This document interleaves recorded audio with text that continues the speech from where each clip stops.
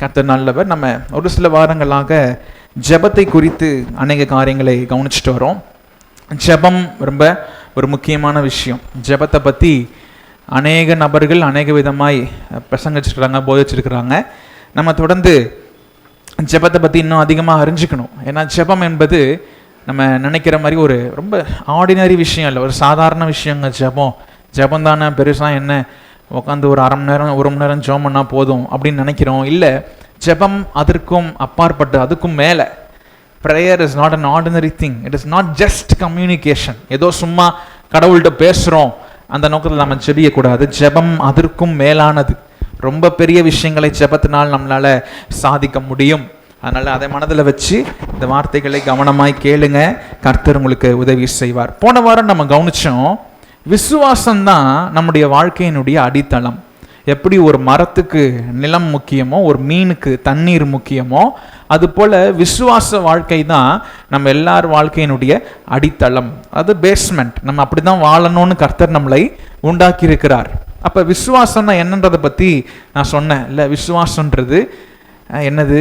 கர்த்தருடைய வார்த்தையை கேட்டு, கர்த்தருடைய வார்த்தையை நம்பி, கர்த்தருடைய வார்த்தையை மட்டும் பேசி வாழ்வது. நீங்கள் காண்கிறதை பேசுகிறது இல்லை, நீங்கள் ஃபீல் பண்ணுறதை பேசுறது இல்லை, உங்களை சுற்றி நடக்கிற விஷயம் எப்படி இருக்குது அதனால் எப்படி நான் யோசிக்கிறேன் அப்படின்றது விசுவாசம் இல்லை. விசுவாசம் என்பது கர்த்தர் உங்களுக்கு என்ன வச்சிருக்கிறாருன்னு வசனம் சொல்லுதோ அதையே கேட்டு, அதையே வாசிச்சு, அதையே நம்பி, அதையே பேசுறது தான் விசுவாச வாழ்க்கை.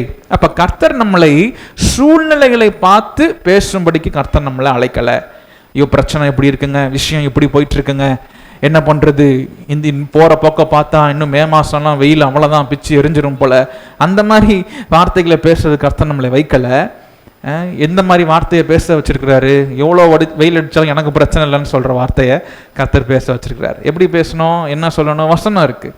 பகலிலே வெயிலாகிலும் இரவிலே நிலவாகிலும் எங்களை சேதப்படுத்துவதில்லை. அந்த வார்த்தையை பேசுறது தான் கர்த்தர் நம்மளை வச்சிருக்கிறார். அதனால போய் நடு உச்சவையில் நின்னாலும் எனக்கு எந்த பிரச்சனை இல்லைன்னு சொல்லிட்டு அந்த முடிவெல்லாம் எடுத்துடக்கூடாது. சில பேர் கர்த்தருடைய வார்த்தையை பரீட்சை பார்ப்பாங்க, சோதிப்பாங்க. அந்த மாதிரியும் செஞ்சிடக்கூடாது. விசுவாச வாழ்க்கை என்பது வேதத்தின் அடிப்படையில் வசனம் என்ன சொல்லுதோ அப்படி வாழ்ந்துட்டு போயிட்டோம்னா நம்ம லைஃப் ரொம்ப சூப்பராக இருக்க போகுது. அப்போ நம்மளை விசுவாச வாழ்க்கையின் அடிப்படையில் வாழும்படிக்கு கர்த்தர் நம்மளை அழைக்கிறாரு. அப்புறம் பார்த்தோம்ல, நம்முடைய வார்த்தைகள் ரொம்ப ரொம்ப முக்கியம். நம்ம பேசுகிற வார்த்தைகள் முக்கியம். வெறும் பேசுகிற வார்த்தை மட்டும் இல்லை, நாம் ஜெபிக்கிற வார்த்தைகளும் முக்கியமான வார்த்தைகள். சில நேரம் நிறைய பேர் ஜெபிக்கும் போது கடவுளுக்கே ஐடியா கொடுப்பாங்க. ஆண்டவரே இப்படி செஞ்சிருங்க, ஆண்டவரே இந்த நேரத்தில் நீங்கள் இப்படி செஞ்சீங்கன்னா என் லைஃப் இப்படி சூப்பராக மாறிடும். You cannot convince God. Prayer is not about convincing God. ஜெபம்ன்றது ஏதோ கடவுள்கிட்ட நான் இப்படிலாம் ஜெபம் பண்ணிட்டா என் ஜெபத்தை கர்த்தர் கேட்டுருவாருன்னு நினச்சி ஜெபிக்கிறது இல்லை. ஜெபம்ன்றது என்ன? கர்த்தருடைய வார்த்தையை சொல்லி ஜெபிக்கிறது. ஜெபம்ன்றது தேவன் நமக்கென்று என்ன வச்சிருக்கிறாரோ அதை சொல்லி ஜெபிக்கிறது தான் ஜெபம். நீங்கள் நிறைய ஜெபத்தை பற்றி பார்க்க போகிறோம். அதனால தான் சொன்னேன், நீங்கள் ஜெபிக்கும் போது தெரிந்திருக்கக்கூடிய வார்த்தைகள் ரொம்ப முக்கியம். ஸோ எந்த வார்த்தையை தேர்ந்தெடுக்கணும்? வேத வசனங்களை தேர்ந்தெடுத்து ஜெபிக்கிறது ரொம்ப ரொம்ப நல்லது. ஏன்னா நமக்கு நிறைய நேரத்தில் நம்ம வார்த்தைகள் சின்னத்தில் நம்ம என்ன ஜெபிக்கிறதுன்னு தெரியாத சூழ்நிலை ஏதாவது ஜெபிச்சுட்டு இருக்கக்கூடாது. கர்த்தருடைய வசனம் என்ன சொல்லுதோ அதை சொல்லி ஜெபிக்கணும். கர்த்தருடைய வசனம் வியாதிக்கு நேரா, பிரச்சனைக்கு நேரா, சமாதானமின்மைக்கு நேரா, சுகமின்மைக்கு நேரா என்னென்ன வசனம் இருக்குது அப்படின்றது நீங்கள் பைபிளை வாசித்து பார்த்தீங்கன்னா எக்கச்சக்க வசனங்கள் இருக்குது. அந்த வசனங்களை சொல்லி நாம் ஜெபிக்கும் பொழுது விடுதலை உண்டாகும். வெறும் ஜெபத்தில் மட்டும் நல்ல வார்த்தைகள் அல்ல, ஜெபிச்சு முடிச்சதுக்கு அப்புறம் நீங்கள் என்ன வார்த்தையை பேசுகிறீங்க. ஒரு சில நேரத்தில் நீங்கள் ஜெபிச்சு முடித்த உடனே சில பதில்கள் கிடைக்காம இருக்கலாம். நம்ம நிறைய ஜெபம் பண்ணியிருப்போம், இல்லை ரொம்ப நாள் நீங்கள் ஜெபம் பண்ணியிருக்கலாம், ரொம்ப நாள் ஜெபிச்சும் இதுக்கு பதில் கிடைக்கல. அப்படின்றதுனால உங்கள் ஜெபத்தை குறித்து நீங்கள் தவறாக பேசக்கூடாது. என்னங்க ஜெபிச்சுட்டே இருக்கேன், கர்த்தர் ஒன்றும் செய்ய மாட்டுறாரு அப்படின்னு சொல்கிறதுனால என்ன ஆகுது? உங்கள் விசுவாச வார்த்தை அது ஒரு மோசமான வார்த்தையாக மாறிடுது. ஸோ நீங்கள் பண்ண ஜெபங்களை உங்கள் வார்த்தை ஒன்றுமில்லாமல் ஆக்குகிறது. நீங்கள் பண்ண ஜெபமே அப்படியே 0 ஆயிரும். நீங்கள் வார்த்தைகள் பேச பேச நீங்கள் செஞ்ச ஜெபங்கள், நீங்கள் ஏறெடுத்த விண்ணப்பங்கள், அதாவது நீங்கள் சரியான வார்த்தை பேசாமல் அவ்விசுவாசத்தின் வார்த்தையை பேசுறது. சொல்லுவாங்கள்ல, ஜெயத்தை மட்டும்தான் என்ன பண்ணணும், பேசணும். அபஜயமான வார்த்தைகளை பேசக்கூடாது. துர்சக்தி மாதிரி பேசக்கூடாது. சில நேரத்தில் நம்ம ஏதாவது செய்யும் போது தான் சில பேர் வந்து என்ன பண்ணுவாங்க, ஐயோ அதை செய்யறியா, இது உருப்படாதே, இது விளங்காதே அப்படின்றவாங்க. அந்த மாதிரி வார்த்தைகளை பேசாமல் எப்படி சொல்லணும்னா, இதை இப்படி செஞ்சுனா இன்னும் சூப்பராக இருக்கும் பண்ற வார்த்தையை சொல்லும் போது நமக்கே ஆசையாக இருக்கும். ஆமாம், இப்படி செஞ்சால் சூப்பராக இருக்குமேன்ட்டு. So choose your words, right வேர்ட்ஸை சூஸ் பண்ணுங்க. ஆனால் சில நேரத்தில் கெட்டது செய்யும் போது கெட்டதை சொன்னாலும் நம்ம மக்களுக்கு என்ன பண்ணாது, கெட்டதுன்னு புரியாது. நான் இதை தான் செய்வேன்னு நிற்பாங்க. அவர்களுக்கு நம்ம ஒன்றும் சொல்ல வேண்டிய அவசியம் எதுவும் சொல்ல முடியாது. நம்ம அதனால் சரியான வார்த்தைகளை தெரிந்தெடுத்து பேசுங்க. நான் ஜெபம்ன்றது என்ன கிடையாதுன்னு சொல்ல விரும்புகிறேன். ஒரு 2-3 விஷயம் சொல்லிட்டு அப்புறம் செய்திக்குள்ள இன்னைக்கு கடந்து போவோம். Prayer is not begging. ஜெபம் என்பது தப்பா நினைச்சக்கூடாது, அது பிச்சை எடுப்பது போல கிடையாது. அநேக நபர்கள் நினைச்சுக்கிறாங்க, கிறிஸ்தவர்கள், நான் எப்படியாவது கெஞ்சி, அது அந்த வார்த்தையை சொல்லுவாங்க, கெஞ்சி கூத்தாடி என்ன பண்ணிடணும், வாங்கிடணும். எப்படியாவது கெஞ்சி டான்ஸ் பண்ணி ஏதாவது பண்ணி கர்த்தர்ட்ட வந்து வாங்கிடணும். அது முடியாது. அது அப்படி ஜெபம் டிசைன் பண்ணப்படலை. ஜெபம் ஒரு பிச்சை எடுக்கிற நேரம் இல்லை. அதே மாதிரி ஜெபம் என்பது ஒரு கம்ப்ளைண்ட் பண்ற நேரமும் கிடையாது. ஆண்டவரே என் பிள்ளை அப்படி இருக்கு, ஆண்டவரே என் மனைவி இப்படி இருக்கு, ஆண்டவரே என் கணவன் இப்படி இருக்காரு அப்படின்னு கம்ப்ளைண்ட் பண்ற நேரமும் ஜெபம் கிடையாது. ஆண்டவரே என் வேலையில நிம்மதியே இல்லை, இவங்கள்ட்ட நிம்மதி இல்லை, அவங்களால நிம்மதி போச்சு அப்படின்னு கம்ப்ளைண்ட் பண்ற நேரம் ஜெபம் கிடையாது. அதே மாதிரி prayer is not informing God about your problems or situations. உங்களுடைய சூழ்நிலையை குறித்தும் உங்களுடைய பிரச்சனையை குறித்தும் கடவுளுக்கு இன்ஃபார்ம் பண்ணிடுவோம், அவருக்கு தெரியப்படுத்துவோம் அப்படின்றதும் ஜெபம் கிடையாது. ஏன்னா கர்த்தர் எல்லாவற்றையும் என்ன பண்ணிருக்காரு, பார்த்துட்டு இருக்கிறாரு. அதே போல prayer is not convincing God to do something. ஜெபம் என்பது கர்த்தரை எப்படியாவது கன்வின்ஸ் பண்ணி, எப்படியாவது அவரை ஒத்துக்க வச்சு, நம்ம வீட்டுக்காரங்க அம்மாலாம் பிளான் பண்ணுவாங்கள்ல, எப்படியாவது இந்த கிறிஸ்துமஸ்க்கு நியூ இயர்க்கு என்ன பண்ணிடணும், இவரை எப்படியாவது துணி எடுக்க வச்சிடணும். இல்லை கணவர் பிளான் பண்ணுவார், எப்படியாவது இந்த அம்மாவை இன்னைக்கு சமைக்க வச்சிடணும் அப்படின்ற மாதிரி சில பிளான். சில பேர் ஐயோ சமைக்க மட்டும் சொல்லிடாதீங்க அப்படின்ற மாதிரி சில மைண்ட் வாய்ஸ் இருக்கலாம். ஆனால் பாருங்க, ஜெபம்ன்றது ஒரு கன்வின்சிங் ஃபேக்டர் கிடையாது. கடவுளை எப்படியாவது கன்வின்ஸ் பண்ணிடலாம், நல்ல நல்ல சூப்பர் சூப்பர் வார்த்தையை பேசி கடவுளை கன்வின்ஸ் பண்ணிடணும். நம்முடைய கடவுள் மார்க்கெட்டிங்க்கெலாம் மயங்க மாட்டார். ஏன்னா அவருக்கு நல்லாவே தெரியும், அவருக்கு அப்படி செய்ய வேணுன்ற அவசியமும் இல்லை. ஆனாலும் நம் ஜெபிக்கும் போது கேட்கிறார். அதான் எப்படி ஜெபம் பண்ணணும்னு சொன்ன, கர்த்தருடைய வசனங்களை சொல்லி ஜெபிக்கணும். சூழ்நிலைக்கு நேர, பிரச்சனைக்கு நேர வசனங்களை சொல்லி ஜெபிக்கும் போது அந்த ஜெபங்கள் கேட்கப்படுகிறது. சரியா? சரி, நம்ம போன வாரம் செய்தியை கொஞ்சம் தொடர வேண்டியது இருக்கு. போன வாரம் என்ன சொன்ன ஞாபகம் இருக்கா? நாம் ஜெபிக்கும் பொழுதுதான் தேவ திட்டங்கள் நம்முடைய வாழ்க்கையில நிறைவேறுகிறது. நாம் ஜெபித்தால்தான் தேவ திட்டங்கள் நம்ம லைஃப்ல நிறைவேறும். ஏன் தேவ திட்டம் நிறைவேறணும்? ஏன்னா தேவ திட்டம் எப்பொழுதுமே நம்மளுடைய திட்டத்தை விட ரொம்ப நல்லது. ரெண்டு போனை வச்சு, 2 பொருட்களை வச்சு, ஒரு ரொம்ப மோசமான பொருள், ஒன்று ரொம்ப விலை உயர்ந்த பொருள் அப்படின்னா, விலை உயர்ந்த ரொம்ப யூஸ்ஃபுல் ரொம்ப நல்ல பொருள் அப்படின்னா நம்ம ரொம்ப நல்லது தான் தெரிஞ்சிருப்போம். அப்போ நான் ரொம்ப தாழ்மை உள்ளவங்க, எனக்கு சாதாரண பொருள் போதும் அப்படின்னு தெரிஞ்சிருந்தீங்கன்னா நமக்கு தான் லாஸ். அது போல ஜெபம் என்பது என்ன? ஜெபம் என்பது கர்த்தர் நமக்கென்று வச்சிருக்கிற வெளியேறப்பட்ட திட்டத்தை நம்ம லைஃப்ல நிறைவேற்றுற நேரம். எப்படி நிறைவேற்ற முடியும்னா, நாம் ஜெபிக்கும் பொழுது தான். ஏன் ஜெபிக்கும் பொழுது, ஏன் கேட்கும் பொழுதுனா, நான் சொன்னேன், நம்முடைய தேவன் ஜென்டில்மேன் காட். என்ன காடு?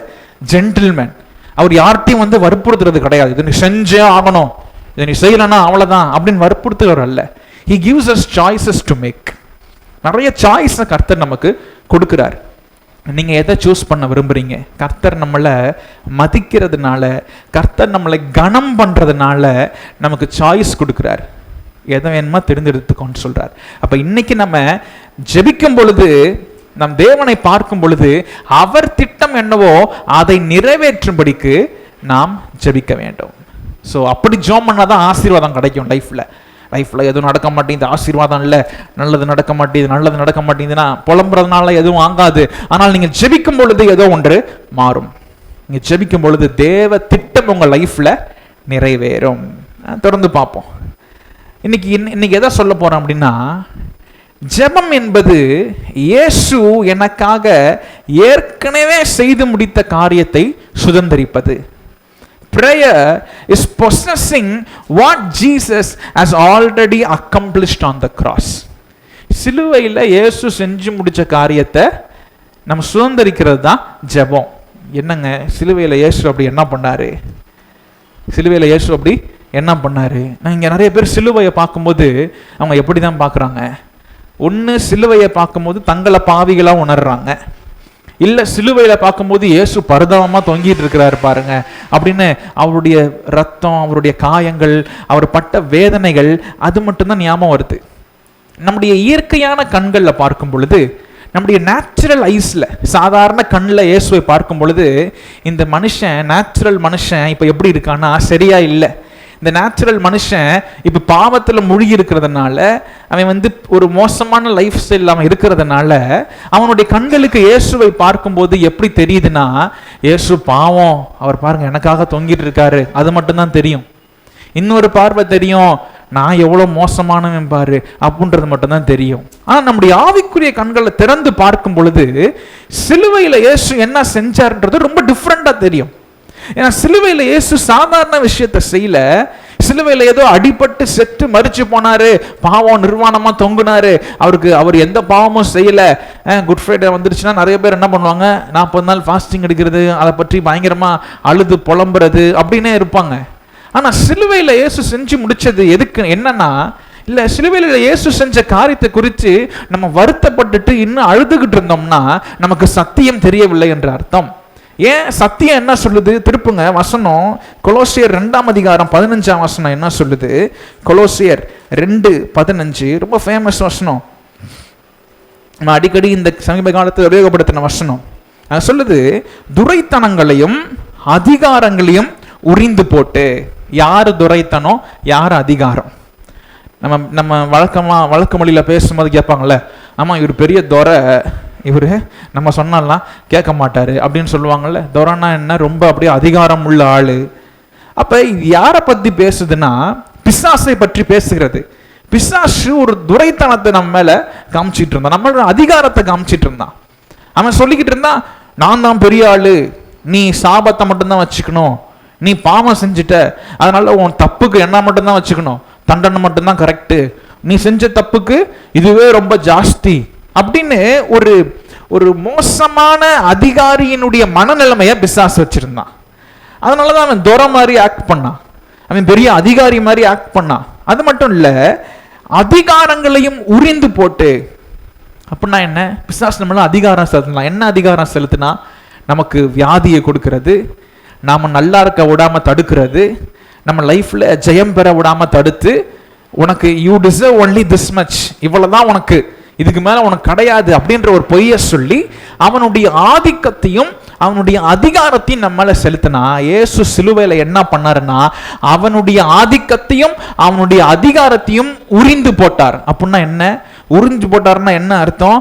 அதை ஒன்றும் இல்லாம ஆக்கி, அதை ரிவீல் பண்ணி. பாருங்க, சில பேர் தப்பு நினச்சிக்கூடாது, சில பேர் ரொம்ப வெளியே பார்க்கும்போது டஃப்பான ஆள் மாதிரி தெரியும், பார்த்தாலே பயமா இருக்கும் சில பேர்த்த. ஆனால் கிட்ட போனதான் அவங்க எவ்வளோ காம் பர்சனாலிட்டி. அவர் ஒரு சாதாரண ஒரு பாவம், அவ்வளோ பெரிய அளவுக்கு பில்டப்லாம் இல்லைங்க, அவருக்கு ரொம்ப ஒரு சாதாரண ஆள் அப்படின்னு நம்ம தெரிஞ்சுக்க முடியும். அது போல பிசாசு பயமுறுத்துறோம், அதிகாரம், நீ சாபத்துல தான் வாழணும், நீ பாவத்துல தான் வாழணும், பயந்துகிட்டே வாழு அப்படின்றத கர்த்தர் என்ன பண்ணாரு? உரிந்து போட்டார். அது என்ன பண்றாரு? உரிந்து போட்டு வெளியரங்கமாக்கி. ஆங்கிலத்தை ரொம்ப அழகா சொல்லுது, he made him public spectacle. அதாவது பாரு, இவன் ஒண்ணுமே இல்லை, இவன் ஒரு வேஸ்ட், இவன் ஒரு வேஸ்ட் அப்படின்னு சொல்லி பிசாசு அவர் என்ன பண்ணாரு? உரிந்து காட்டி வெளியரங்க கோலமாக்கி அவைகளின் மேல் சிலுவையில் வெற்றி சிறந்தார். அப்ப இயேசு சிலுவையில் என்ன பண்ணாருன்னா, நான் அனுபவிச்சுட்டு இருந்த பாவத்தை, நான் அனுபவிச்சுட்டு இருந்த சாபத்தை, நான் அனுபவிச்சுட்டு இருந்த வியாதியை, நான் அனுபவிச்சுட்டு இருந்த வேதனை, நான் அனுபவிச்சுட்டு இருந்த மன உளைச்சல், நான் அனுபவிச்சுட்டு இருக்கிற சரீரத்தில் சில காயங்கள், வேதனைகள், அதனால துன்பம் நமக்கு வருது, இது எல்லாத்தையும் சிலுவையில் இயேசு என்ன பண்ணாரா? உறிஞ்சு போட்டு வெளியரங்க கோலமாக்கி அதை சிலுவையில் வெற்றி சிறந்தார்னு போட்டிருக்கு. அப்படின்னா என்ன அர்த்தம்? ஏன் இயேசு கிறிஸ்து சிலுவை மரணத்தை நம்ம வித்தியாசமா பார்க்கணும்னா, அவர் சிலுவை மரணத்துல இது எல்லாத்தையும் என்ன பண்ணாரு? முடிச்சிட்டாருன்னா இது எல்லாத்தையும் அவரு ஒண்ணும் இல்லாம ஆக்கிட்டார். இந்த வியாதி, வேதனை, பலவீனம், சுகவீனம் இனி நாம் சுமக்க வேண்டிய அவசியம் இல்லைன்னு சொல்லி அவர் எல்லாவற்றையும் சுமந்துட்டார். அப்புறம் ஏங்க எனக்கு வியாதி வருது? ஏன் வியாதி வருதுன்னா, நம்ம என்ன பண்றது இல்லை, சிலுவையை இந்த மாதிரி பார்க்கறது இல்லை. நம்ம சிலுவையை வேற மாதிரி பார்த்து நம்ம என்ன நினைச்சுக்கிறோம், பிசாசு சொல்றான் அப்பப்போ வந்து, யூ டிசர்வ் இட்.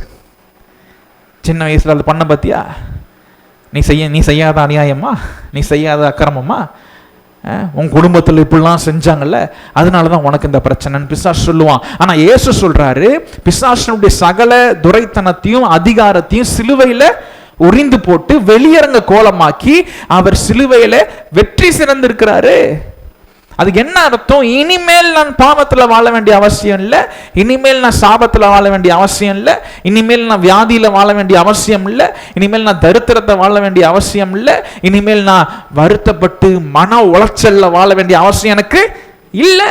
சிலுவை நமக்கு இதை தான் காட்டுகிறது. ஏன் நீங்க ஜெபம் பண்ணணும்னா, நீங்க ஜெபிக்கும் பொழுதுதான் சிலுவையில் செஞ்சு முடிச்சதை நீங்க பெற்றுக்கொள்ள முடியும். நான் இன்னொரு பரிமாணத்தை சொல்றேன் பாருங்க, ஜெபம்ன்றது என்ன? ஜெபம்ன்றது சிலுவையில் இயேசு எதை செஞ்சு முடிச்சாரோ அதை பெற்றுக்கிறது தான் ஜெபம். அதை பெற்றுக்கிறது தான் ஜெபம். ஜெபம்ன்றது சும்மா உங்க நிலைமையை சொல்லிட்டு இருக்கிறது இல்லை. ஜெபம்ன்றது எவ்வளவு சிச்சுவேஷன் மோசமா இருக்குன்னு ஆண்டவருக்கு இன்ஃபார்ம் பண்றது இல்லை. ஜெபம்ன்றது இயேசு செஞ்சு முடிச்சிருக்கிறாரு, அது ஏன் வெற்றி, அதை நான் பெற்றுக்கொள்ள போகிறேன், அதை நான் எடுத்துக்கொள்ள போகிறேன். கொஞ்சம் கொஞ்சமாக பில்டப் பண்ணுவோம், கொஞ்சம் கொஞ்சமாக ஃபுல்லாக சொல்லுவோம். அப்போ சிலுவையில் என்ன ஆச்சு? சிலுவையில் இயேசு எல்லாவற்றையும் வெற்றி சிறந்தார். இயேசு பாவமாக தொங்கிட்டு இல்லை, இயேசு எல்லாத்தையும் வெற்றி சிறந்தார். அப்படி என்னத்தெல்லாம் வெற்றி சிறந்தார்னு நான் இப்போ சொல்லிட்டேன். ஏன்னா பிசாசு ஒரு திருடன். சொல்லுங்க, பிசாசு யாரு? ஒரு திருடன். அவன் வந்து ஒன்றுமே இல்லாதவன், அவன் ஒரு திருடன். யோவான் 10:10 ரொம்ப அழகா சொல்லுதுல, என்ன சொல்லுது? திருடன் திருடவும் கொல்லவும் அழிக்கவும் வாரான். திருடனுடைய வேலை என்ன? கொல்றதுன்னா என்ன? கொள்ளை அடிக்கிறது. அப்படியா? திருடன் திருடவும் கொல்லவும் அழிக்கிறான். முதல்ல திருட வரான், நம்மள்ட்ட இருந்து நல்ல விஷயங்களை, சமாதானத்தை, அன்பை, ஒரு நல்ல அமைதியாக இருப்போம், சாந்தமாக இருப்போம். காலையில் எழுந்திரிச்சு திடீர்னு ஒன்றாயிரும், ஏதாவது ஒரு பூகம்பம் கிளம்பிடும், அப்படியே சமாதானம் போயிடும். அவன் பாருங்க, அவன் திருடன். அதுக்குன்னு நம்ம அதை செஞ்சு ஆளை திட்டக்கூடாது. நம்ம என்ன பண்ணிடுவோம்? கோவத்தை நேரம் யார்கிட்ட காமிச்சிருவோம்? அந்த நபர்கிட்ட காமிச்சிருவோம். அதான் தப்பு. நம்ம யார்கிட்ட காட்டணும் கோவத்தை? நம்ம அதனால தான் நமக்கும் மற்றவங்களுக்கும் சண்டை வருது. நம்ம என்ன பண்ணணும்? இயேசுன்ற இது யாருடைய வேலை? இது பிசாசுடைய வேலை. இயேசுன்ற பிசாசை கடிந்து கொள்கிறேன், அன்றைய சமாதானம் இருக்கட்டும். நீங்கள் ஜெபம் பண்ணிட்டீங்கன்னு வச்சுக்கோங்களேன், அந்த செகண்ட் நீங்கள் ஜெயிச்சிட்டீங்க. அந்த செகண்ட் நீங்கள் சமாதானத்தை காத்துக்கொள்ள முடியும். திருடன் திருடுறான், சமாதானத்தை திருடுறான், சந்தோஷத்தை திருடுறான், உங்கள் பணத்தை திருடுறான், உங்கள் நம்பிக்கையை திருடுறான். எப்படி திருடுறான்? சில எண்ணங்களை உங்களுக்குள்ள போடுவான். இது எப்படி நடக்கும்னு பார்த்துடலாம், உன்னால முடியுமா, உன்னால செய்ய முடியுமா? பாருங்க, எப்போ பார்த்தாலும் பிசாசுக்கு என்ன வேலைன்னா, நீங்க எதை செய்ய முடியாது, அதாவது உங்களுடைய டிசபிலிட்டியை, இன்னபிலிட்டியை காமிச்சிட்டே இருப்பான். உங்களாலலாம் முடியாதுங்க, உங்களை டிஸ்கரேஜ் பண்ணிட்டே இருக்கிறது தான் யாருடைய வேலை? பிசாசனுடைய வேலை. You cannot do this, you are not worth it, நீ அவ்வளோ ஒர்த்தெல்லாம் இல்லை, யூ கேனாட் டூ இட்ன்றது தான் பிசாசனுடைய தந்திரம். அவன் திருடுறதுக்கு, அப்புறம் கொள்ளை அடிக்கிறதுக்கு, கொல்றதுக்கு, சாரி என்னது ரெண்டாவது என்ன? கொல்றதுக்கு. கொல்றதுன்னா என்ன? ஒரு ஆளு காலி பண்றது, கொலை பண்றது. அப்ப என்ன பண்றான்? சில நம்மள அவன் என்ன பண்றான்? நம்முடைய நல்ல விஷயங்களை அவன் கொல்றதுக்கு வரான். நல்லா தாங்க இருந்தேன், திடீர்னு மைண்டே அப்செட் ஆயிடுச்சுங்க. He wants to kill all those good characters in you. உங்கள்ட்ட இருக்கிற நல்ல குணாதிசயங்களை அவன் கொல்ல விரும்புறான். உங்கள்ட்ட இருக்கிற நல்ல நல்ல சுபாவங்களை அவன் கொல்ல நினைக்கிறான். ஒரு காலத்தில் இவர் எவ்வளோ நல்லவராக இருந்தார் தெரியுங்களா? இப்போ பார்த்தீங்களா எப்படி ஆயிட்டாரு? ஏன்? he wants to assassinate your character. உங்களுடைய குணாதிசயங்களை கொல்லாம விரும்புகிறான். அது மட்டும் இல்லை, உங்களை அழிக்க விரும்புகிறான் ஆல் டுகெதர். நீங்கள் இருக்கவே கூடாதுன்னு நினைக்கிறான். ஏன் தெரியுமா இதான் நினைக்கிறான்? ஏன்னா நமக்கு அவன் ரகசியம் தெரிஞ்சு போயிடுச்சு. அவன் யாருன்னு தெரிஞ்சு போயிடுச்சு. அவன் ஒரு திருடன், அவன் ஒன்றுமே இல்லை, சிலுவையில் இயேசு அவனை வெற்றி சிறந்துட்டாரு, அவன் ஒரு ஜீரோ அப்படின்னு தெரிஞ்சதுனால அவன் என்னென்னமோ செய்ய ட்ரை பண்ணுறான். அதான் வசனம் சொல்லுது, பிசாசுக்கு எதிர்த்து நில்லுங்கள், அப்பொழுது அவன் உங்களை விட்டு ஓடி போவான். நல்ல கவனிச்சு நல்ல மனசில் வச்சுக்கோங்க. உங்கள்கிட்ட சமாதானம் பறி போதா, உங்கள்கிட்ட சந்தோஷம் பறி போதா, வியாதி வந்துருதா, வேதனை வந்துருந்தா, நல்லா தெரிஞ்சுக்கோங்க அது யாருடைய வேலைன்னு சொல்லி. அப்போ நீங்கள் அப்போல்லாம் என்ன பண்ணணும்? ஜெபிக்கணும். என்னத்தை ஜெபிக்கணும்? சிலுவையில் இயேசு எதை வெற்றி சிறந்தார்னு சொல்லி ஜெபிக்கணும். நான் சொல்கிறேன், எப்படி இந்த ஜெயத்தை நம்முடையதாய் மாற்றிக்கொள்வது? இயேசு ஜெயிச்சிட்டாரு, ஓகே. இயேசு ஜெயிச்சதுனால எனக்கு என்னங்க நடக்க போகுது? அவர் சிலுவையில் ஜெயிச்சிட்டாரு, சூப்பர். அவர் எல்லாத்தையும் ஜெயிச்சிட்டாரு. அவர் இன்னைக்கு வியாதி இல்லாமல் இருக்காரு, அவர் இன்னைக்கு வேதனை இல்லாமல் இருக்காரு, அவர் சுகவீனம் இல்லாமல் இருக்காரு, அவருக்கு எந்த பிரச்சனையுமே இல்லை. ஆனால் பிரச்சனைக்கு கஷ்டப்படுறது யாரு தான்? நான் தான். எனக்கு என்னங்க தீர்வு? நான் எப்படி இதை மேற்கொள்ள முடியும்? எனக்கு எப்படி இந்த வெற்றி கிடைக்கும் அப்படின்னா, மொதல் விஷயம் நீங்கள் விசுவாசிக்கணும். நீங்கள் என்ன பண்ணணும்? விசுவாசிக்கணும். நிறைய பேர் சிலுவையில் இயேசு செஞ்சு முடித்த காரியத்தை விசுவாசியுங்கள் அப்படின்னு நம்ம சொன்னோம்னா நம்மளுக்கு கிண்டல் பண்ணுறாங்க. என்ன சொல்கிறாங்க? அது என்ன, சிலுவையில் இயேசு தானே செஞ்சார், உனக்கு எப்படிப்பா அது நடக்கும்? அவரு செஞ்சது அவருக்கு லாபம், உனக்கு எப்படிப்பா நடக்கும்? இங்கே தான் நமக்கும் கடவுளுக்கும் இருக்கிற ஐக்கியத்தை புரிஞ்சுக்கணும். இயேசு மனுஷனாக வந்தார். இயேசு எப்படி வந்தார்? மனுஷனாக வந்தார். உங்கள் மாதிரியும் என்னைய மாதிரியும் வந்தார். உங்களை மாதிரி என்னைய மாதிரி வந்ததுனால அவர் என்ன பண்ணார் பாருங்க. இயேசுன்றது நான் ஏற்கனவே சொன்ன ஞாபகம் இருக்கா? He is the sustainer of the whole universe. இந்த அண்ட சராசரத்தையும் அவர் தாங்குகிறவர். இன்னும் சொல்ல போனா அவர் தான் எல்லாவற்றிலும் நிறைஞ்சிருக்கிறார். சகலமும் அவர் மூலமாய் அவருக்காக அவரே சிருஷ்டித்தார்னு வாசிச்சோம், ஞாபகம் இருக்கா? ஸோ இயேசுன்னு சொல்லும் போது என்னமோ நமக்கும் அவருக்கும் சம்பந்தம் இல்லை, அவர் நம்ம இடத்துல இருந்து மறிச்சுட்டு போயிட்டாரு அப்படின்றது மட்டும் கிடையாது. நம்ம இடத்துல இருந்து மறிச்சாரு, அது உண்மை. ஆனா இன்னொரு மிக முக்கியமான விஷயம், நானாகவே அவர் மறிச்சார். நான் இருந்து அங்க மறிச்சு அங்க உபத்திரவப்பட்டிருக்கணும், எனக்கு பதிலாக நானாகவே இருந்து அவர் என்ன பண்ணார்? சிலுவையில் மறிச்சாரு. ஸோ அவர் தான் எல்லாவற்றையும் தாங்குறார், அவர் தான் எல்லாவற்றையும் அறிந்திருக்கிறார், அவர் தான் எல்லாத்தையும் அவர் தான் பார்த்துக்கிறதுனால என்ன புரிஞ்சுக்கணும் நம்ம? as he is the sustainer of all things, அவர் எல்லாவற்றும் நிறைஞ்சிருக்கிறதுனால அவர் செஞ்சதை நான் நம்பும்போது அது என் வாழ்க்கையில் அப்படியே நடக்கிறது. இந்த வெற்றியை எப்படி நமக்குடையதாக மாற்றுகிறது? சிலுவையில் இயேசு ஜெயிச்சதை எப்படி நம்மளோட மாற்றுகிறது அப்படின்னா, நாம் அதை நம்ப வேண்டும், நாம் அதை விசுவாசிக்க வேண்டும். ஒரு வசனம் வாசிக்கலாம். பிலிப்பியர் 4:19-20. பிலிப்பியர் 4ஆம் அதிகாரம்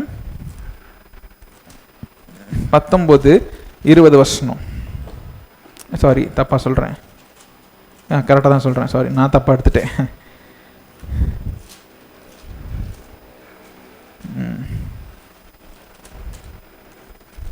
பிலிப்பியர் 4:19-20. என் தேவன் தம்முடைய ஐஸ்வரியத்தின்படி உங்கள் குறைவுகளை எல்லாம் கிறிஸ்து இயேசுக்குள் மகிமையிலே நிறைவாக்குவார். நம்முடைய பிதாவாகிய தேவனானவருக்கு என்றென்றைக்கும் மகிமை உண்டாவதாக. இது என்ன சொல்லுது? இயேசு கிறிஸ்து நம்முடைய குறைவுகளை, நல்லா கவனிக்கணும், என்ன குறை? யார் குறைவுகளை சொல்லுங்க? யார் குறைவு? நம்முடைய குறைவுகளை கிறிஸ்து இயேசுக்குள் மகிமையிலே நிறைவாக்குவார். மகிமையில் நிறைவாக்குவார் அப்படின்னா நான் இறந்து போனதுக்கு அப்புறம் மகிமைக்கு போனதுக்கு அப்புறம்ன்றது அர்த்தம் இல்லை. மகிமைன்னா அக்கார்டிங் டு ஹிஸ் க்ளோரி. அவருடைய மகிமையின் அளவு எவ்வளோ பெருசோ, அவருடைய மகிமையின் அந்த வல்லமை எவ்வளோ ஸ்ட்ராங்கானதோ அதன் மூலமா நம்மளை நிறைவேற்றுவார். இப்ப நம்ம போய் ஒருத்தவங்களுக்கு ஹெல்ப் பண்றோம்னு வச்சுக்கிறோங்களேன், நம்மளுடைய ஒரு ஸ்டேட்டஸ், அதாவது நம்மளுடைய பண வலிமையை வச்சு நம்ம ஒருத்தவங்களுக்கு ஹெல்ப் பண்ணுறோன்னா நம்ம எவ்வளோ செய்ய முடியும்னா நம்ம அளவுக்கு தான் செய்ய முடியும். ஆனால் இதே ஒருத்தர் பல ஆயிரம் கோடி வச்சிருக்கிறவர் அவர் போய் ஒருத்தருக்கு உதவி செய்யணும்னு நினைச்சு அவர் செய்யும் போது என்ன பண்ண முடியும்? அவர் லைஃபே அவர் என்ன பண்ணிடலாம்? மாத்திரலாம். நான் சொல்றது புரியுதா? அப்ப இயேசு என்ன பண்ணாருன்னா, அவர் ஏதோ ஒரு நானா என் இடத்துல இருந்து மறிச்சிட்டாரு, எனக்காக மறிச்சிட்டாரு பாவம் அப்படின்ட்டு இல்ல. அவர் தான் அந்த முழு உலகத்தினுடைய எஜமான். அவர் நினைச்சாருன்னா யார் லைஃப்னாலும் மாற்ற முடியும்.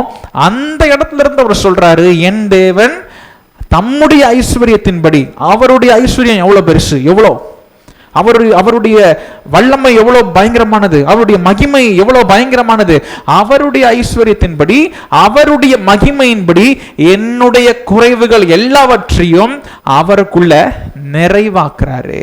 ஸோ நான் ஏன் நம்பணும்னா, அவரால் மட்டும்தான் அதை மாற்ற முடியும். அவரால் மட்டும்தான் என் வியாதியை மாற்ற முடியும். அவரால் மட்டும்தான் என் சுகவீனத்தை போக்க முடியும். அவரால் மட்டும்தான் என்னை ஐஸ்வர்யமானாய் மாற்ற முடியும். அவரால் மட்டும்தான் என்னுடைய தேவைகள் எல்லாவற்றையும் சந்திக்க முடியும். அப்ப நான் அவரை நம்பும்போது தான் என்ன ஆகுது? அவருடைய ஜெயம் என்னுடைய ஜெயமாய் மாறுது. நான் நம்பும்போது தான் அவருடைய ஜெயம் என் ஜெயமா மாறுது. நான் நம்பலைன்னா நான் வியாதியில தான் இருப்பேன், நான் சுகவீனத்தில் தான் இருப்பேன், நான் பலவீனத்தில் தான் இருப்பேன். Only if I believe I will have everything. அதுதான் இயேசு ரொம்ப அழகாக சொன்னார். ரொம்ப அழகாக நம்ம லூக்கா 8:49-50 வசனங்களை வாசிங்க. அங்கே ரொம்ப அழகாக எழுதப்பட்டிருக்கு பாருங்க. இயேசுவே வாயை திறந்து சொல்றார் இந்த வார்த்தைகளை. லூக்கா 8:49-50. அங்கே என்ன சினாரியோ அப்படின்னு கவனிச்சு பார்த்தீங்கன்னா, ஒரு ஜெபாலய தலைவன் ஒருத்தன் இருக்கான். அவன் பேரு எவீரு அப்படின்ற ஜெபாலய தலைவனுடைய மகள் சுகவீனமா இருக்கிறான்னு சொல்லிட்டு இயேசுவிடத்துல அவர் பேச வரார். அப்போ அவர் பேச வரும் பொழுது என்ன ஆகுது? 49ஆம் வசனம். அவர் பேசி கொண்டிருக்கையில் ஜெபாலய தலைவனுடைய வீட்டிலிருந்து ஒருவன் வந்து அவனை நோக்கி, உம்முடைய குமாரத்தி மரித்து போனால் போதகரை வருத்தப்படுத்த வேண்டாம் என்றான். இயேசு அதை கேட்டு என்ன சொல்றாரு? சேர்ந்து படிங்க. பயப்படாதே, விசுவாசம் உள்ளவனா இரு, அப்பொழுது அவள் ரட்சிக்கப்படுவாள். பயப்படாதே, விசுவாசம் உள்ளவனா இரு. பாருங்க, நம்ம சரீரத்துல பலவீனம் வந்துருச்சுன்னா, வியாதி வந்துருச்சுன்னா என்ன பண்றது? நம்ம சரீரத்துல சுகவீனம் வந்துருச்சுன்னா என்ன பண்றது? நம்ம ஒரு கட்டத்தில் என்ன ஆச்சுன்னா, எங்கள் அப்பாவுக்கு 2 கிட்னியும் ஃபெயிலியர் ஆயிடுச்சு. 2 கிட்னி ஏற்கனவே சொல்லியிருக்காங்க நிறைய முறை. எங்கள் அப்பாவுக்கு 2 கிட்னியுமே ஃபெயிலியர். ஹாஸ்பிட்டல் இருக்கிறோம். 3 நாளாக எதுவுமே வெளியேறலை. ஃபுல்லாக கிட்னி எதுவுமே வேலை செய்யலை. எதனாலன்னா, அவருக்கு சிடி ஸ்கேன் எடுக்கும் போது அந்த மை ஒன்று உள்ளே செலுத்துவாங்க. அந்த மையை அவருக்கு ஒத்துக்கலை. அந்த மையை அவர் ஒத்துக்காதனால அவர் கிட்னி கொஞ்சம் வீக்காக இருந்ததுனால சுத்தமாக கிட்னி செய்யல. 3 நாள் ஆச்சு. டாக்டர் சொன்னார், 4ஆவது நாள் வருவேன், 3 நாள் வரைக்கும் சரியாகலன்னா 4ஆவது நாள் என்ன ஆகிடும், நிச்சயமாக டயாலிசிஸ் பண்ணிடுவோம் அப்படின்ட்டாங்க. அந்த 3ஆவது நாள் சண்டே, அன்னைக்கு நடக்கலான்னா அடுத்த நாள் இது மாதிரி ஒரு சண்டே, அது நடக்கலான்னா அடுத்த நாள் டயாலிசிஸ் அப்படின்ட்டார். எங்கள் அப்பாவும் ஒத்துக்கல, நாங்களும் ஒத்துக்கல. அதெல்லாம் முடியாது. நம்ம என்ன பண்ணுவோம்? ஜெபம் பண்ணுவோம், விசுவாசிப்போம். சரியா? விசுவாசிப்போம். நிச்சயமா என்ன பண்ணும்?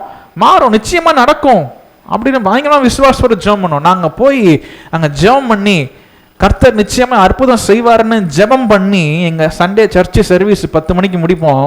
எங்கள் அப்பா சர்ச்சில் 10 மணிக்கு ஜெபம் பண்ணி முடிக்கிறோம், ஆமேன்னு சொல்கிறோம். ஃபோன் வருது, மாஸ்டர் என்ன பண்ணிட்டாங்க, ஆஸ் யூஸ்வலாக இயற்கையாக நடக்க வேண்டிய காரியங்கள் எல்லாம் நடக்குது அப்படின்னாங்க. பாருங்க, விசுவாசிக்கும் போது என்ன நடக்கும்? என்னனாலும் நடக்கும். நினைச்சு பார்க்க முடியாது கூட நடக்கும். இல்லைன்னா இந்நேரம் டெய்லியும் போய் என்ன பண்ணிட்டு இருக்கணும்? அவருக்கு டயாலிசிஸ் பண்ணிட்டு இருக்கணும். கர்த்தர் கொடுத்த மெடிசன்ஸ்க்காக நன்றி. ஆனால் மெடிசன்ஸை விட கர்த்தர் பயங்கரமான சுகத்தை தருகிறவர். நீங்க விசுவாசிச்சால், அவர் சொல்றாரு, பயப்படாதே, விசுவாசம் உள்ளவனா இரு, அப்பொழுது அவர் ரட்சிக்கப்படுவாள். பாருங்க, அவர் செத்து போயிட்டா. அவன் என்ன ஆயிட்டா? டோட்டலா ஷீ இஸ் டெட். அவன் செத்து போயிட்டான்னு சொல்றாங்க வந்து.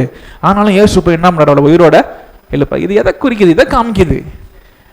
அவன் விசுவாசிச்சதுனால சிலுவையில் இயேசு பிசாசு என்ன பண்ணாரு? ஜெயிச்சாரு. பாருங்க, இது ஈவன் பிஃபோர் ஜீசஸ் டெத். இயேசு சாகிறதுக்கு முன்னாடியே என்ன பண்றாரு?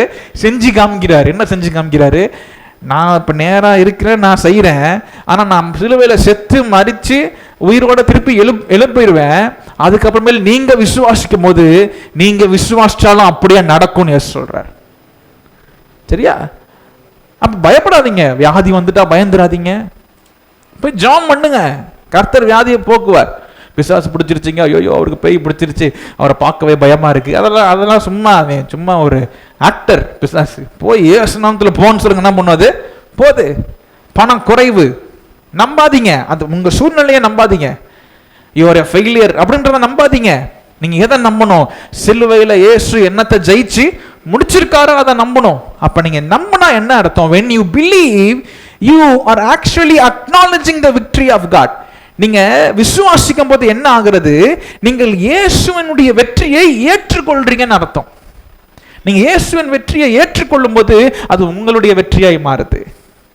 நீங்க இயேசுவின் வெற்றியை நீங்க நம்புறீங்களா? நீங்க இயேசுவின் வெற்றியை ஏற்றுக்கொள்றீங்களா? நீங்க ஏற்றுக்கொண்டீங்கன்னா அது உங்களுடைய வெற்றியாய் மாறுகிறது.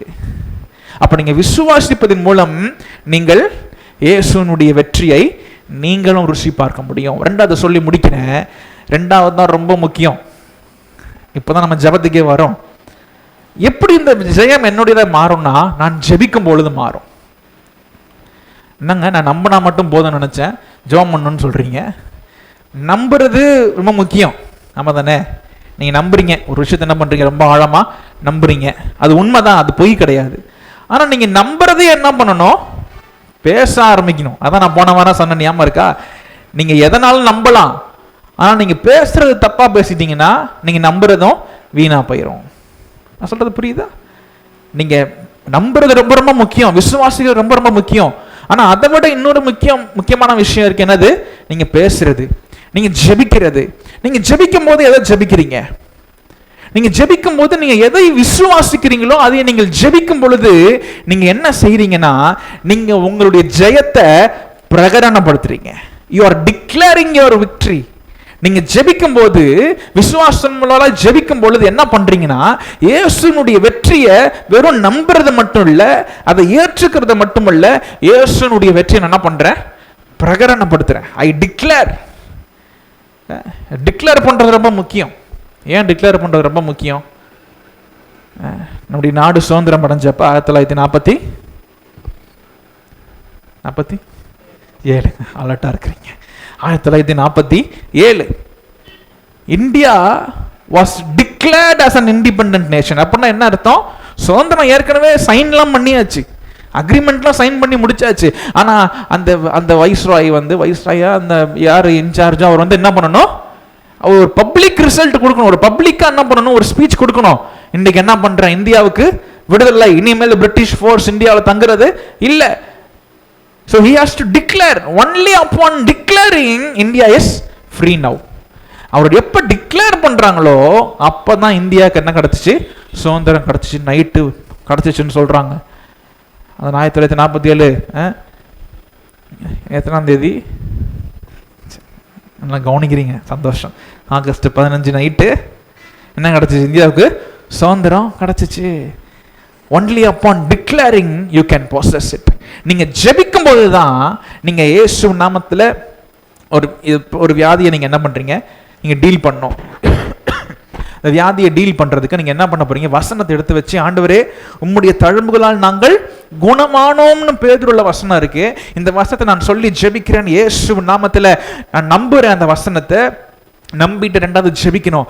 இயேசு நாமத்துல இந்த வசனம் சொல்வது போல, உம்முடைய தழும்புகளால் நான் குணமானேன் அப்படின்னு நீங்க ஜெபிக்கும் பொழுது you are declaring the victory. நீங்க உங்களுடைய வெற்றியை என்ன பண்றீங்க? பிரகடனப்படுத்துறீங்க, அறிவிக்கிறீங்க. அந்த அறிவிப்பதன் மூலமா நீங்கள் அதை பெற்று அனுபவிக்க முடியும். இதுதான் பிப்ளிக்கல் பிரின்சிபல். ஜெபம்ன்றது நம்புறேங்க, ஜெபிச்சிருக்கேங்க, மாறும்னு நினைக்கிறேன் அப்படின்றது ஜெபம் இல்லை. ஜெபம்ன்றது உங்களுடைய பிரசன்ட் சிச்சுவேஷனை பேசுறது இல்லை. ஜெபம்ன்றது சூழ்நிலை எப்படி மாறணுமோ அப்படி சொல்லி ஜெபிக்கிறது தான் ஜெபம். உங்க சூழ்நிலை எப்படி மாறணும்னு நினைக்கிறீங்க, உங்க சூழ்நிலை எப்படி இருக்கணும்னு நினைக்கிறீங்க, அதை சொல்லி ஜெபிக்கிறதான் ஜெபம். அதனால தான் நீங்க ஜெபிக்கும் போது யூ ஆர் பொசஸிங்னு சொல்றேன். நீங்க ஜெபிக்கும் போது நீங்க என்ன பண்றீங்க? இயேசுனுடைய வெற்றியை உங்களுடையதாய் மாற்றுறீங்க. அதை நீங்க நம்புறீங்களா? இயேசுவின் வெற்றி உங்களுடைய வெற்றியா? இயேசுவின் வெற்றி உங்களுடைய வெற்றியா? இயேசு என்ன பண்ணார்? சிலுவையில் பிசாசை ஒன்றும் இல்லாமல் ஆக்குனாரு. அவன் தர நினைக்கிற வியாதி, வேதனை, சுகவீனம், பலவீனம், பணமின்மை, கஷ்டம், மன கஷ்டம், எல்லா கஷ்டத்தையும் அவர் என்ன பண்ணார்? சிலுவையில் வெளியரங்கமாக்கி, பாரு ஒன்றுமே இல்லை, இவன் வேஸ்ட்டு, எல்லா அதிகாரமும் உனக்கு ஒன்றுமே கிடையாதுன்னு சொன்னார். ரெண்டாவது சிலுவையில் இயேசு அதை ஜெயிச்சாரு. மூணாவது ஜெயிச்ச நமக்கு கொடுத்துருக்கிறார். நம்ம கொடுத்துருக்க ஜெயத்தை நம்ம எப்படி பெற்றுக்கொள்றது? ஒன்று, விசுவாசிக்கணும். நீங்கள் நம்பும்போது, நீங்கள் விசுவாசிக்கும் போது இந்த ஜெயத்தை நீங்கள் என்ன பண்ணுறீங்க? ஏற்றுக்கொள்றீங்கன்னு அர்த்தம்.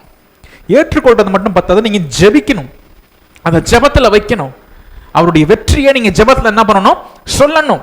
ஜெபத்தில் சொல்லி நீங்கள் ஜெபிக்கணும். அப்படி ஜெபிக்கும் போது என்ன ஆகுறது? நீங்கள் சொல்லி ஜெபிக்கும் பொழுது இந்த சூழ்நிலை மாறுகிறது. அப்போ நீங்கள் எதுக்காக ஜெபம் பண்ணணும்? சூழ்நிலை இப்படி இருக்க ஆண்டவரேன்னு சொல்றதுக்கு நீங்கள் ஜெபம் பண்ணக்கூடாது.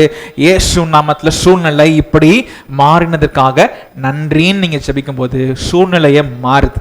ஆமென். ஸோ நீங்கள் ஜெபிக்கும் போது நீங்கள் ஜெயிக்கிறீங்க. இன்னும் சொல்ல போனால் நீங்கள் ஜெபிக்கும் போது உங்கள் ஜெயத்தை நீங்கள் அறிவிக்கிறீங்க. நீங்கள் தைரியமாக ஜெபிக்கலாம், உங்களை ஆண்டவர் நிச்சயமாக சுகமாக்குவார்.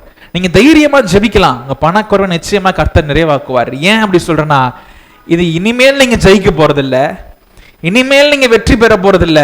ஏற்கனவே இயேசு வெற்றி பெற்றிருக்கிறாரு.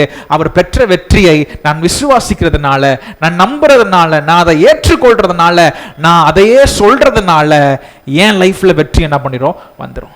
நான் அப்படியே ஜெபிக்கிறதுனால என் லைஃப்ல ஜெயம் வந்துடும். நான் அப்படியே ஜெபிக்கிறதுனால என் லைஃப்ல வெற்றி நிச்சயமா 100% சான்ஸே இல்லை மிஸ் ஆகுறதுக்கு.